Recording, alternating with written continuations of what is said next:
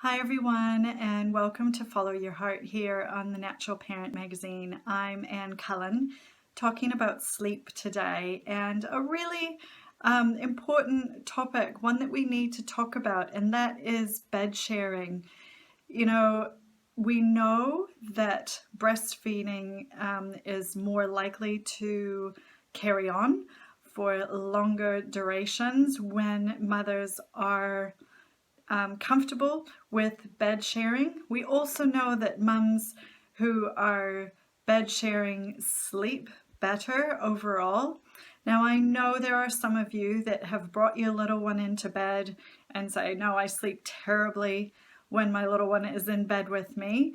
I know it can take a little bit of getting used to sometimes, and if you've got a wiggly little body next to you.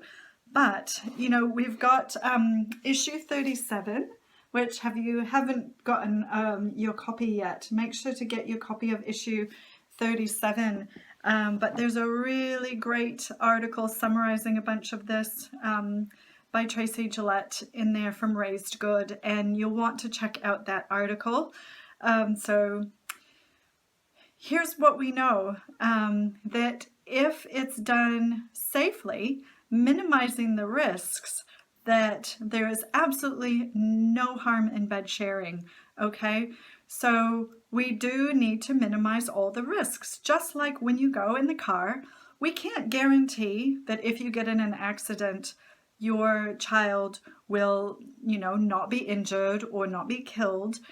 But we do know that if you've installed properly the car seat and you've had them rear facing for as long as they're meant to be, and you minimize the risks, and then hopefully you're also driving safely and all of that, you're accounting for all the factors that you can, that are in your control, then your child's probably going to be okay, or as good as we can expect in a car accident. Now it's the same with sleeping in the same bed at night. So I am not calling this co-sleeping, because I'm literally talking about sharing a sleep surface. So first of all, when we are talking about safe sleep with your child, I am not talking about on a sofa, a couch, in an armchair, sitting up anywhere. It really should be with you both laying down. So, and not on a couch, because this is where some problems can happen. If we're sitting up, we can slouch over baby, or baby can move into a funny position.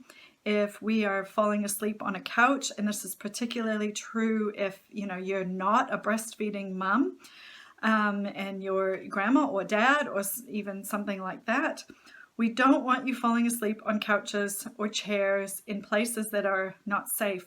We also know that the majority of people do end up bringing babies and children into bed. And a lot of times, the biggest risk for babies is in the first 3 months.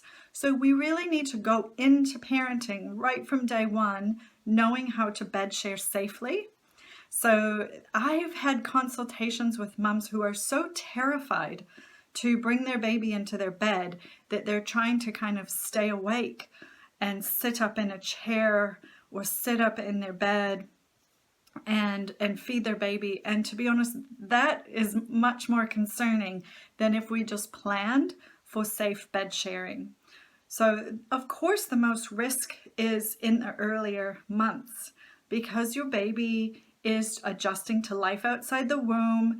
Their organs and everything, all of their respiratory system, all of that is very immature, and they don't have the capabilities to move with the same ease as when they're older and stronger, and can lift their head, can lift their bodies, can roll themselves over, all of that, right? So the biggest risks are in the early months. Now, one of the very biggest risks for bed sharing is smoking. So this is where we need to be really careful. If you yourself smoked during pregnancy, or you as mum are a smoker, or if there's smoking in the household. We need to keep babies away from household smoke. So if that is the situation in your house, then you're better to use something like in New Zealand where we have the Wawakura or the Peppy Pods, something that you can put baby in but onto your bed, or keep them in the bassinet next to you. Bed sharing isn't as safe when we're, that is one of the biggest risks. And also if your baby is born prematurely, or just they aren't a well baby. So we want babies to be full-term healthy babies when we bed share, and we want them to be in a smoke-free household. We also don't want whoever is bed sharing with them to have any alcohol or any drugs that could, impede your ability to wake up or function properly. So that is also a really big risk factor. And then of course we just need to look around our sleep area and make sure that if baby should move a little bit, they're not going to fall on the floor or get wedged under something. We don't want to have lots and lots of pillows around. And mum generally wants to be sleeping in that nice C position. And you can see this online. We've done studies about it. It's also important to think about really heavy blankets. So for those of you in the Northern Hemisphere in colder climates right now, being mindful of how heavy the blankets are on your bed. And it would be better for you if you have a baby under 6 months that you're bed sharing with, that you just dress more warmly so that you can have less heavy covers on you that might end up covering baby's face and causing some problems for them. Also remembering no swaddling if your baby is in bed.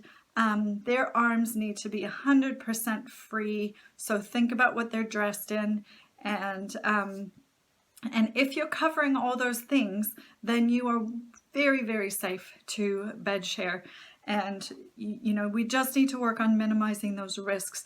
If you want some help and guidance, I'm happy to chat with you. You can book in a 30-minute consult with me. It's just 40 New Zealand dollars for that. Private message me if you'd like to do that. Make sure you check out issue 37. Besides the fact that it's a great magazine altogether, you can look at Tracy's suggestions in there, and also remember the Leche League Safe Sleep 7. But talk to your healthcare providers. Make sure you're being honest with them. Have someone like myself. If you're in New Zealand, you could have your plunket nurse or your midwife check out your sleep space and make sure it's safe. Look for hazards. Talk about what your risks are. And let's start this conversation and really, embrace this time and bed share. Just minimize the risks first. Hey, I will see you on Friday for my live Q&A, and you can ask me more questions about bed sharing or anything related to sleep. I will see you then, 1 p.m. Friday, New Zealand time. Bye for now.